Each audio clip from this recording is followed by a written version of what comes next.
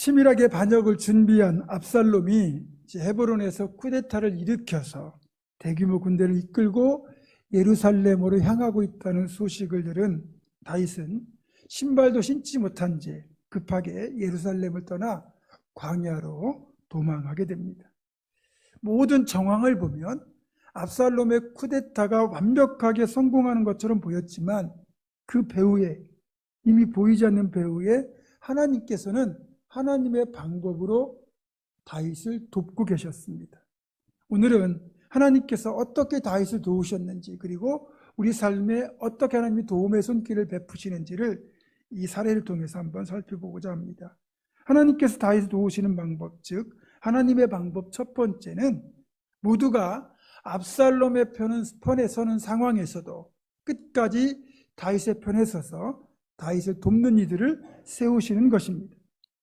대표적으로 요압을 비롯한 아비새, 그리고 이때와 용사들, 사독과 아비아달 제사장, 그리고 후세, 바르실레 등입니다.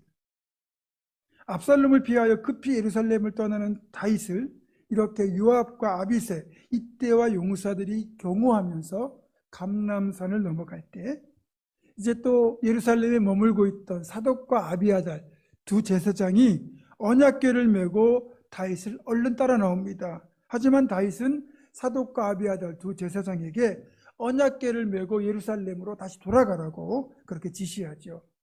여기에는 하나님의 언약궤는 어떤 일이 있어도 성소에 그대로 머물러 있어야 된다는 것과 또 사독과 아비아달 두 제사장이 예루살렘에 머물러 있으면서 이곳에서 일어나는 일들을 다윗에게 알려달라는 그런 부탁이었습니다.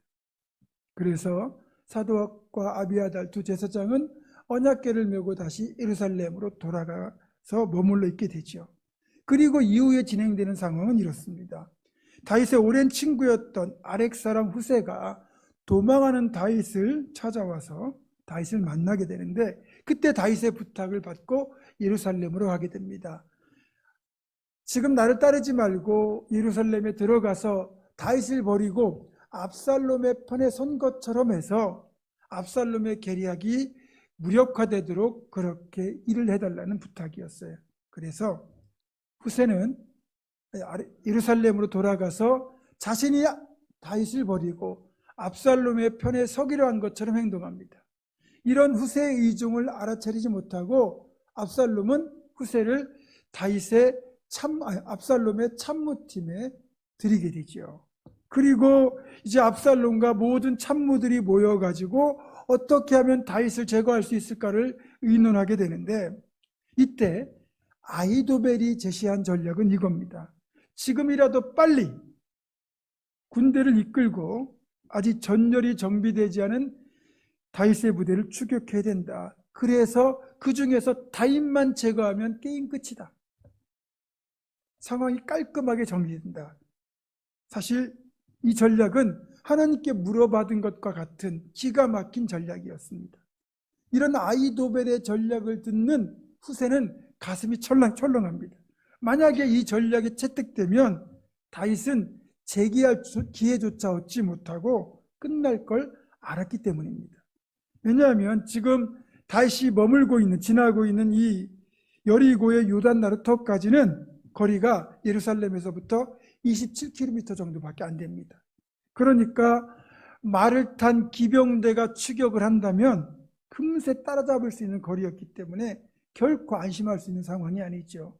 그래서 후세는 속으로 조바심이 난 거고 재빨리 하나님이 주신 지혜로 아히도벨의 전략이 채택되는 것을 막기 위하여 압살롬의 허영심을 자극하는 또 하나의 기가 막힌 전략을 제시합니다. 후세가 제시한 전략은 바로 이겁니다. 지금 다윗과 그를 따르는 사람들은 마치 새끼를 잃은 어미곰처럼 분노가 극에 달해서 죽기를 각오하고 덤벼들 것이기 때문에 패배할 위험이 있다. 그러니까 이 방식을 택하지 말고 차라리 이스라엘 전역에서 엄청난 군대의 숫자를 모아서 압살롬이 앞에서 이끌고 싸워서 다윗의 군대를 씨를 말려버리는 것이 확실한 방법이다.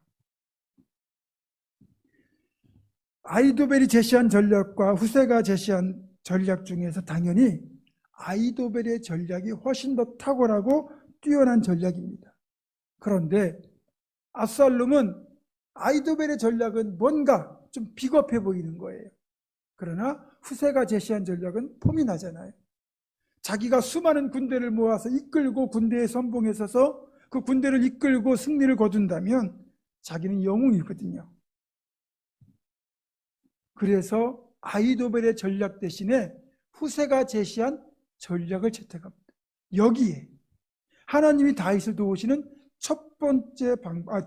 두 번째 방법을 발견할 수 있습니다. 하나님은 압살롬의 판단력을 흐려서 아히도벨의 전략 대신에 후세의 전략을 채택하도록 만드신 거예요. 그게 본문에 나옵니다. 자,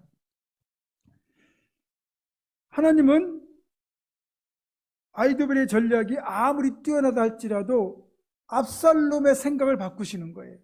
그래서 아히도벨의 전략 대신에 후세의 전략을 택하도록 만드시죠. 그러면 아히도벨의 전략이 아무리 뛰어나면 뭐합니까? 그 전략이 채택이 안 되면 아무 쓸모가 없지 않습니까? 후세는 지금 압살롬이 이렇게 자신이 제시한 전략을 채택하는 것에 대하여 무척이나 안도합니다. 지금 후세의 전략을 채택했다면 적어도 며칠 동안 이스라엘 전역에서 군대를 모아야 되는 시간이 필요하고 그 사이에 다윗은 충분히 도피할 시간과 그리고 전열을 재정비할 시간을 확보하게 되는 거거든요. 그러나 만약 압살롬의 마음이 갑자기 바뀌어서 지금이라도 다윗을 추격할 수 있으니까 어떻게든 다윗 일행으로 하여금 빨리 예루살렘에서 멀리 벗어나서 요단강을 건너가게 하는 것이 급선무라는 걸 알고 있잖아요.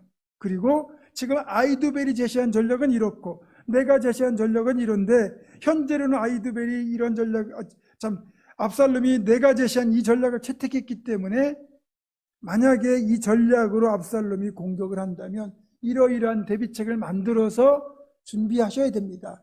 그런 내용을 사독과 아비아달 두 제사장이 알린 뒤에 빨리 사람을 보내서 다윗에게 이 전가를 보내라고 시킨 겁니다. 자, 이제 후세로부터 빨리 요단을 건너가고 그리고 압살롬이 아히도벨의 전략 대신에 자신이 제시한 전략을 채택했다는 그 이제 전가를 하도록 지시를 받은 사독과 아비아달 두 제사장이 성내에 머물고 있던 여종을 시켜서 성 밖에 머물고 있던 두 사람의 아들인 요나단과 아히마아스에게 이 사실을 다윗에게 전하라고 시키게 됩니다. 사독과 아비아달은 움직일 수가 없습니다. 너무나 눈에 띄는 사람들이죠. 또 나이가 있다 보니까 움직임이 느릴 수밖에 없습니다. 반면에 요나단과 아히마아스는 성 밖에 있죠. 젊죠. 발도 빠르죠. 그리고 눈에 띄기가 쉽지 않습니다. 그래서 훨씬 더 이 소식을 전하기에 유리한데, 그래서 성 안에 있는 다윗편에 서 있는 여종 하나를 시켜서 이 전가를 성 밖에 있는 요나단과 아히마아스에게 전했어요. 근데 하필이면 공교롭게도 여종이 나와서 성 밖에 있는 요나단과 아히마아스에게 뭔가를 알리는 사실을 압살롬의 종이 목격을 한 겁니다. 그리고 이 사실을 압살롬에게 보고하죠. 그래서 요나단과 아히마아스 두 사람을 잡으려고 군사들이 출동했고 이것을 눈치챈 두 사람이 급히 감람산을 넘어서 바오림이라는 마을로 들어가서 어떤 집에 들어가 그 집의 우물 속으로 몸을 숨깁니다. 이 지역의 우물은 그리 물이 깊지 않아요. 요나단과 아히마아스가 바오림의 어떤 마을로 들어간 것을 보고 어떤 집으로 들어간 것을 보고 이제 군사들이 그 집까지 찾아가죠. 놀라운 건 주인의 허락을 받고 숨은 것도 아니에요. 근데 이들이 숨는 장면을 목격한 이 집의 여주인이 갑자기 널빤지를 가져다가 우물을 덮고 그 위에 찌은 곡식을 널어놓는 겁니다. 그러니까 이 집에는 아무 일도 없었던 것처럼 보이죠. 그렇게 위장을 해놓고 두 사람이 여기 들어오지 않았느냐고 묻는 군사들의 질문에 조금 전에 시내를 건너갔다고 둘러댑니다. 여러분은 제가 말씀드린 이 장면에서 또 다른 사건 하나가 오버랩되지 않으십니까? 여호수아서에 보면 여호수아가 여리고성을 정탐하라고 2명의 정탐꾼을 보내죠. 그들이 여리고성에 들어가서 기생 라합의 집에 이제 들어갔는데 이들을 수상하게 여긴 여리고 왕의 군사들이 라합의 집을 찾아왔고 라합은 그들을 보고 급히 이 두 정탐꾼을 자기 집 옥상에 버려놓은 삼대 속에 숨겨두고 자기 집을 찾아온 군사들에게는 이들이 벌써 밖으로 나갔다고 그렇게 둘러대죠. 그래서 여리고의 군사들이 아무리 찾아도 두 사람을 찾지 못했죠. 그래서 두 정탐꾼은 다행히 목숨을 부지할 수 있었고 나중에 여호수아에게 무사히 돌아와서 상황을 보고할 수 있었습니다. 이 두 사건은 어쨌든 여러 면에서 많이 닮아 있어요. 여리고성도 그렇고 바울임도 그렇고 결코 이 정탐꾼이나 또 다윗에게 우호적인 곳일 수가 없습니다. 바울임이 어떤 곳입니까? 앞에 16장 5절을 보면 다윗 왕이 바울임의 이름에 이렇게 되어 있잖아요. 이 바울임이란 마을은 사울 왕과 같은 지파인 베냐민 사람들이 살고 있는 마을이에요. 알다시피 이 베냐민 지파, 사울의 친족이었던 이 시므이가 도망하는 다윗을 향하여 온갖 저주와 독소를 쏟아냈던 곳이 바로 이 바울임입니다. 그러니까 이 바울이라는 마을 자체는 이미 다윗에 대하여 부정적인 정서, 어찌 보면 다윗을 미워하는 마음들을 가지고 있는 그런 마을인 거죠. 따라서 지금 우물을 덮어 두 사람을 숨겨준 이 여인의 행동은 결국 다윗을 돕는 거잖아요. 그러면 다윗에게 좋지 않은 감정을 품고 있는 시므이를 포함한 이 베냐민 집파 마을 사람들에게 어떤 불이익을 당할지 모릅니다. 어떤 해코지를 당할지 몰라요. 또 이들을 숨겨준 것이 만약에 압살롬의 군사들에게 들통이 난다면 죽음을 당할 수도 있습니다. 그런데도 이 여인은 두 사람을 완벽하게 숨겨주고 그리고 군사들에게 그들이 시내를 건너가더라 이렇게 둘러대죠. 결국 군사들이 두 사람을 찾아도 찾지 못하고 예루살렘으로 돌아갑니다. 지금 이 여인의 이런 행위는 단순히 사람을 숨겨준 정도가 아니라 어찌 보면 반역죄에 해당하는 중범죄예요. 그럼에도 목숨을 걸고 이 여인은 두 사람을 기꺼이 돕고 있어요. 근데 두 사람을 도운 게 아니라 결국은 다윗을 도운 거죠. 라합도 그렇고 바울임의 이름 모를 이 여인도 그렇고 목숨 걸고 두 사람을 지켜준 겁니다. 그리고 결국 이것 때문에 최종적으로는 상황이 역전되는 것까지 많이 닮아 있습니다. 자, 그런데 이 여리고와 바울임에서 있었던 이런 일들을 보면 하나님께서 다윗을 도우시는, 하나님의 사람들을 도우시는 세 번째 방법이 나타나는데, 하나님은 하나님의 사람을 위하여 때에 맞춰 돕는 자들을 예비하고 계신다는 거예요. 여호수아와 정탐꾼들을 위해서는 키생이라는 천한 직업을 가지고 있던 라합이라는 여성을 예비하셨고, 다윗과 조력자들을 위해서 바울임의 이름 모를 이 여성을 하나님은 예비하여 돕고 계셨던 겁니다. 게다가 이 여인의 집 마당에 숨을 만한 우물이 있었다는 것부터가 놀라운 일입니다. 이 집에 우물이 있는 건 가까운 곳에 우물을 만들어서 삶의 편리함을 누리고자 한 것이지만 하나님의 계획 속에는 훗날 다윗을 돕는 이들이 몸을 숨길 수 있는 장소로 이곳을 이용하는 것도 들어있었다는 겁니다. 그러니까 하나님의 계획은 놀라운 거예요. 창세전부터 모든 걸 계획하고 계시거든요. 쉽게 말해서 하나님께서 우리를 도우시는 방법, 하나님의 사람들을 돕는 방법은 힘이 있고 능력 있는 사람들을 들어서 돕게 하는 할 것 같지만 하나님은 오히려 우리의 기대와는 달리 이렇게 이름이 없고 연약한 사람들을 들어서 하나님의 사람들을 돕게 하신다는 거예요. 또 엄청난 기적이나 개입으로 나타날 것 같지만 이렇게 흔한 우물, 이름 없는 사람들을 들어 쓰신다는 겁니다. 라합이 살던 시대나 오늘 본문의 시대나 동일하게 당시 사회에서 여성은 제대로 된 인격적 대접을 받을 수도 없었고 그런 권리를 행사할 수 있는 입장도 아니었습니다. 그런데도 하나님은 그런 시대적 상황 속에서도 이렇게 여인들을 들어 사용하셨고, 이 여인들 하나님의 계획에 순종하여 과감히 이런 의로운 일을 감당하였기에 하나님의 역사에 크게 쓰임받을 수 있었던 겁니다. 사실 이렇게 보면 여리고성을 정복하고 가나안 땅을 성공적으로 이스라엘 백성들을 드렸던 여호수아라는 위대한 지도자의 존재도 하나님이 예비하신 기생 출신의 라합이라고 하는 한 여성의 도움이 있었기에 가능했던 것이고, 다윗이라고 하는 위대한 왕도 하나님이 예비하신 바울임의 이름 모를 한 여인의 도움이 있었기에 가능했다고 할 수 있습니다. 다시 말하면 아이도벨의 전략을 무너뜨린 후세, 또 후세로부터 전가를 받아 다윗에게 빨리 도피할 것을 알려준 사독과 아비아달, 또 요나단과 아히마아스, 그리고 이들을 숨겨준 바울임의 여인의 조력까지, 그 뒤에는 우리 눈에 보이지 않는 진정한 하나님의 도우심의 손길이 있었다는 겁니다. 이것이 하나님께서 하나님의 방법으로 일하시는 방식입니다. 조금 더 냉정하게 접근해 보겠습니다. 후세나 사독 아비아달, 요나단, 아히마아스는 본래 평소에도 다윗의 편이었다는 걸 감안하면 이들의 도움은 당연한 것이라고 할 수 있습니다. 그렇지만 말씀드린 것처럼 다윗에게는 비우호적인 이 바울임 마을의 이 여인의 도움, 이 여인이 요나단과 아히마아스를 숨겨주는 건 결코 쉬운 일이 아니죠. 앞에서 말씀드린 것처럼 반역으로 몰려 죽을 수도 있습니다. 그럼에도 여인이 이렇게 행동했다는 것은 하나님이 그 여인의 마음을 움직이셨다는 거예요.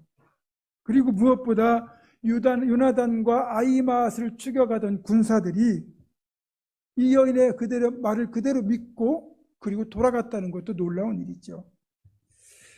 보세요. 여인이 아무리 순발력 있게 우물 위에 그렇게 널판을 널어놓고 그 위에 찌은 곡식을 올려놓았다 할지라도 두 사람이 요단 쪽으로 시내를 건너갔다라고 말할 때 그 말을 곧이곧대로 받아들였다는 것 자체가 이상합니다.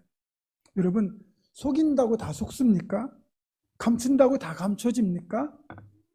제가 만약에 그날 죽여가던 압살롬의 군사라면 저는 분명히 그 집에 들어가는 걸 보았기 때문에 그 집에 숨을 만한 장소를 찾아낼 겁니다. 그렇다면 저는 우물을 수상하게 여길 것이고, 아무리 그 위에 널판지를 올려놓고 곡식을 널어놓았다 할지라도 저는 그걸 치우고 확인해 봤을 거예요.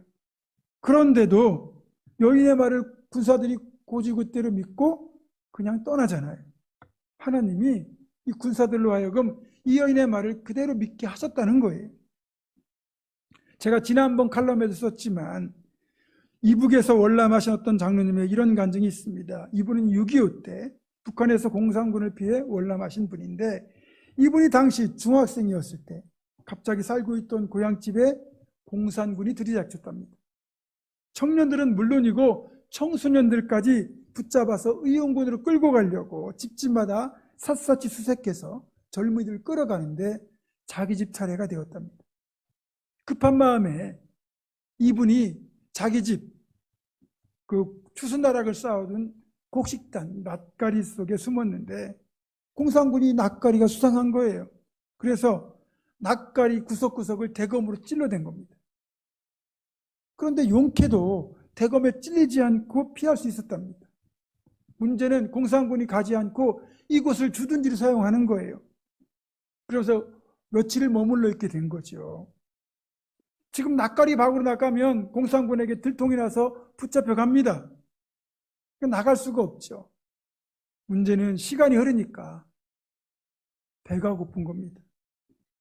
아무리 무서워도 배는 고픈가 봐요.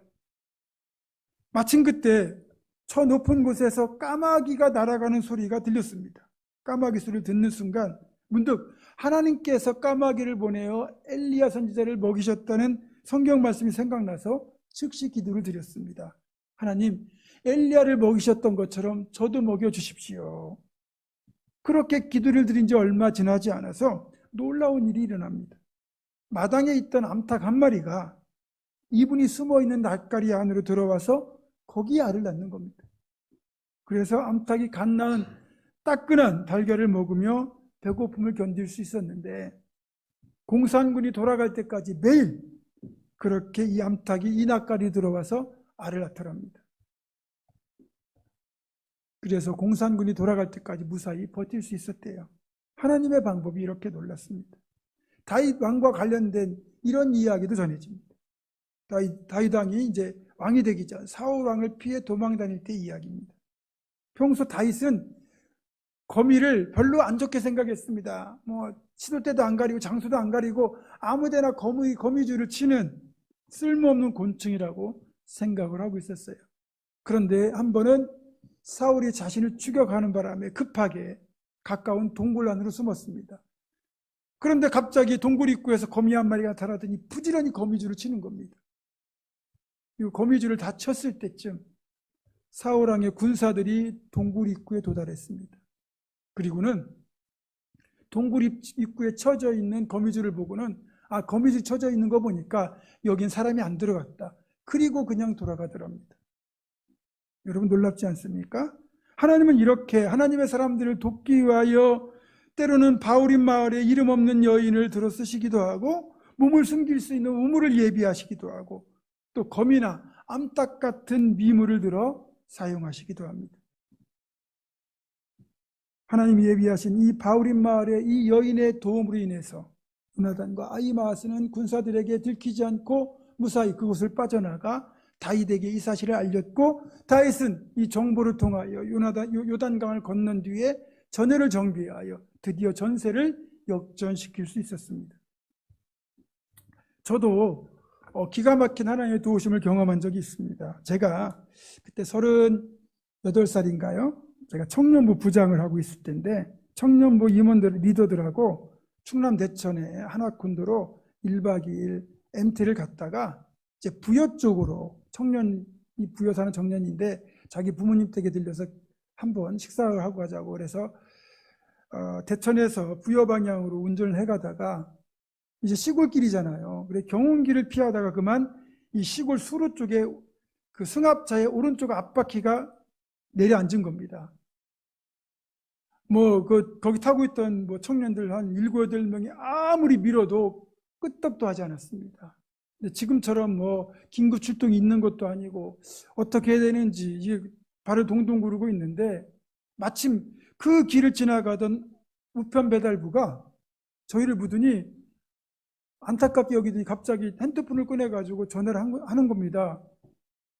근데 한 2분 정도 지나니까 갑자기 포크레인 한 대가 저희 쪽으로 오는 거예요. 그리고 포크레인에 이렇게 쇠로 된 강선 있지 않습니까? 그거를 저희 차 승합차 뒤에 이렇게 연결하는 부분하고 포크레인 앞에 꽃삐쪽 나온 이 부분하고 딱 연결하더니 잡아당겨 주는 거예요. 그러니까 차가 쉽게 나오더라고요. 그러니까 그 포크레인은 여기서 가까이 있는, 그러니까 그쪽 가까이 있던 채석장에서 일을 하는 포크레인이었는데 마침 그 채석장에서 그 포크레인을 운전하시는 분을 이 우편배달부가 알고 있었고 저희를 돕기 위하여 전화를 기꺼이 해주신 겁니다. 그래서 저희가 너무 고마워서 사례를 드리겠다고 하니까 전혀 사례도 안 받으시는 거예요. 그래서 그때 싸갔던 김밥 도시락 그거를 2줄 드리고 끝났는데 세상에 그 시골 구석에서요 하나님이 어쨌든 이 곤란한 지경에 빠진 저와 일행들을 돕는 기가 막힌 도우심의 손길을 그곳에서 예비하고 계셨더라고요. 여러분도 살다 보면 또 인생을 돌아보면 여러분이 전혀 계획하지 않고 생각하지 않았던 그런 도움의 손길들을 만난 적이 있을 겁니다. 그것 때문에 어려움도 해결했고 상황이 더 긍정적인 쪽으로 바뀌었던 경험도 있을 텐데 그게 그냥 일어난 일입니까? 우연히 일어난 일이라고 생각하십니까? 아니에요. 여러분을 아끼시고 사랑하시는 하나님이 여러분을 돕기 위하여 이미 다 그곳에 그 사람을 예비하셨고 그런 방법을 예비하셔서 여러분을 돕고 계셨던 겁니다. 제가 늘 설교할 때나 기도할 때나 자주 사용하는 표현이 있죠. 하나님께서 하나님의 때 하나님의 방법으로 가장 아름답고 풍성하게 응답되게 해달라는 그 표현 중에 하나님의 방법이 바로 이런 것들입니다. 다윗에게도 하나님께서는 하나님의 방법으로 이 놀라운 역사를 행하셔서 다윗을 다시 회복시키셨습니다.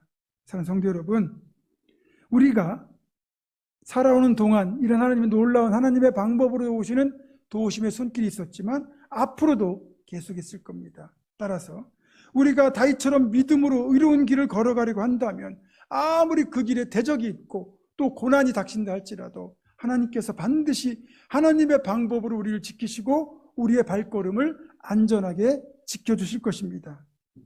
그러니까 어떤 상황에서도 절대로 낙심하거나 흔들리지 말고 끝까지 하나님께 시선을 고정하고 믿음으로 뚜벅뚜벅 사명의 길을 걸어가는 우리 모두가 되기를 주님의 이름으로 축원합니다. 기도하겠습니다. 우리의 선한 도움이 되시는 참 좋으신 하나님, 내 힘으로 극복할 수 없는 상황에 놓일지라도 하나님께서는 하나님의 방법으로 나를 도우시고 나를 지키심을 기억하며 끝까지 하나님께 시선을 고정하고 하나님 꼭 붙들고 믿음의 길을 걸어가게 하여 주시옵소서. 예수 그리스도의 이름으로 기도드립니다. 아멘.